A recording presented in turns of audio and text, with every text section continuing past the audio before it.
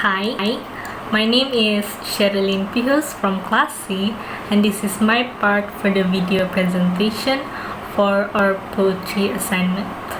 So, from the theme that we were given, which is identity, roots, and culture, the poem that I've chosen is Culture by Bijay Kant Dubey. So, Bijay Kant Dubey is an aspiring Indian blog poet. And from the title of the poem, we can see that it doesn't really have a hidden meaning in it. So technically, it talks about culture. So from the first stanza, it says that culture is passed down rather to reach to a point where it ends. So here we can understand that culture is passed down from generation to generation. For example, from our grandparents to our parents and then to us. And then one day we might pass it on to our future children.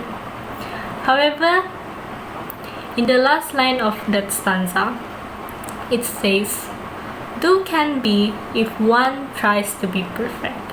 So in my understanding of the last line, culture can reach to a point where it can end if someone is more likely to follow on the current trend and wants to be perfect in the eyes of others. So for example, teenagers these days, we can see that they are more likely to follow on the up-to-date trends rather than to be interested in their own culture. So moving on to the second stanza. The second stanza explains that culture is who we are, which is ourselves. So culture is ourselves and our identity and our roots. So lastly is the last stanza. So the last stanza talks about culture is slowly starting to disappear through time, and from the influence of trends and also from the environment where people are less likely to practice their own culture.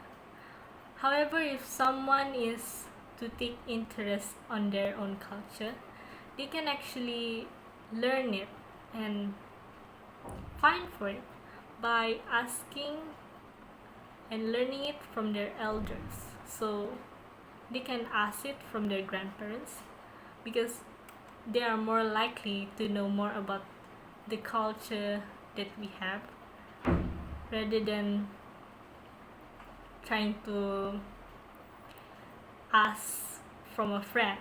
So we can also ask it from the elders, and we can actually search it from the internet, but we can ask from the elders for confirmation about the information that we found in the internet from our elders. So to conclude for the poem is that, in my opinion, this poem is talking about how important it is for us to nurture our culture and how it is important for us to pass it down for the future generation so it can't easily disappear and still lives on till the future. And that's all. Thank you, sir, for watching our video. I hope you enjoyed watching our video, and I hope you have a good day. Thank you. Hi, I'm Constance Laurell Cornelius from Class C, and this is my part for the video presentation for the poetry assignment. So before I continue, I have to tell you and I have to apologize because there is absolutely zero space in my house that has no sound effects in the background. This is the quietest place I can find. So if you hear anything in the background that is not me talking, please just ignore it. I'm sorry. Now let's move on to the actual point of the video. So the poem that I will be explaining is Search for My Tongue, which is written by Sujata Bhatt. Now, a little background information about her is that she is an Indian poet, and her inspiration for this poem came from her travels to the United States of America to further her studies. So, in this poem, it questions culture and identity. What happens to it if you are in a foreign place? So, in this poem, Bhatt says that she feels as if she has two tongues in her mouth. Now, for me, this is a metaphor for her mother tongue and also her foreign tongue, her Gujarati tongue and her English tongue. So, two languages as different as these two can never actually blend or merge together. Oh my God, the sun. Whatever. So, two languages like this, they cannot merge together, right? And since she is in the dominantly English part of the world, her mother tongue, Gujarati, starts to rot, starts to die, to the point that she feels as if she has to spit it out. She spits it out, the tongue, like that. So, like, at a point where you feel as if your mother tongue cannot be used, as if it's rotten, corrupted, like that, we go to the second stanza, which is written in Gujarati but is also translated beside the Gujarati. So she says that at night she feels as if her first tongue, the Gujarati tongue, grows back, stronger, more powerful, better than before. And it fights the second tongue for dominance to the point that it prevails. Unlike before, it died, it rot, it died, it was spit out. But now, it was able to fight back. It was able to prevail and show that no matter how much you think you forgot the first tongue, it will always come back, because language is identity. As long as you hold fast to your identity, you will never forget your language. Without identity, there is no language. Without language, there is no identity. You can never have one without the other. That's what Sujata Bhatt was trying to explain in the poem, in my opinion, from my understanding of what was being conveyed to the reader, to the listener. So that is basically what my interpretation of the poem is, and I feel like it relates to culture and identity in such a big area, because like I said, even Bhatt said herself in an interview that language is the equivalent of identity. As long as you hold your language steady, you never forget it, you never throw it out the window, your identity is safe. So yeah, that is my point. Thank you. Namaste. Wait a minute. Okay, Assalamualaikum and very good afternoon to sir. So I'm Afiqah, Nurul Afiqah Athirah Binti Mohammad Roli. So I'm going to talk about a poem called African Time by Visser. So this poem actually centers around the theme roots, culture, and identity. So a little bit about the poet himself.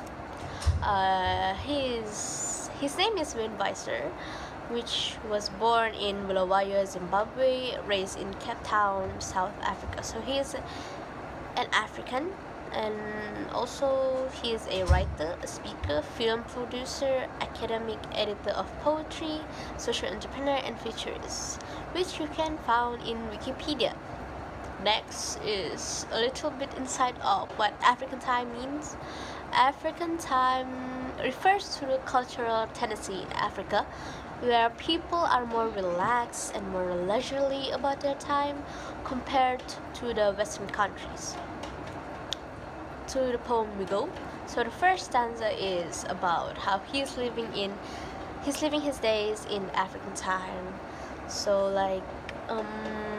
as you can see from the first line, he's talking about how he's following his own pace, his own flow. So everything flows accordingly to their own timing, like how he will discover stuff and such. And also because of that, people there are more appreciative of the nature, the surrounding, and also their culture while being very relaxed and enjoying their moment. Okay?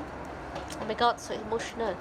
And then the second stanza talks about the perception of outsiders outside of Africa. Doesn't matter, Western countries, Asia, anywhere who don't use the African time. Okay, so they thought, the outsiders thought that they are slow, they are lazy, they don't know anything, and they are crazy because the Africans look like they're in their own world. Like, they are slow, they don't really have much development, but they actually do now. So that is why the outsiders thought they're crazy. The third stanza, however, refers back to the poet himself, how he's beating my drum to African time, which means he's playing the drum leisurely with his own pace, enjoying even the littlest things in his life, like hearing the hum of friends on the line, counting the sound of blessing that he found. So this indicates how he appreciates even the littlest things around him. The fourth stanza, however, it goes back to the perception of outsiders, where he thought that, the outsiders thought that they are late, they are aimless, they don't rate, and they are nameless. So which means that he points how people thought they doesn't really do anything, they don't have any goal, they're ignorant of the movement of time, which somehow does look like that. I saw a video where a marriage ceremony, African people, they go to their own ceremony 3 hours late, so what's the point? And also the last stanza, we are here. So however, it's back to his own point of view, where he is still setting his pace to the African time, no matter what the outsiders think about it. He doesn't have this certain urgency or certain goal that he wanted to follow, I would say. So he actually goes to this phrase of slow and steady wins the race way of life, with any urgency to do anything on time. So to conclude a little bit, although the outsiders thought that they're not improving in any way, they are slow, it's not fast paced as Western countries, but it's a very unique way of how the Africans actually preserve their own culture. So that's about it. That's how it surrounds with the theme roots, culture, and identity, because they appreciate they use the African time a lot. Thank you. Assalamualaikum.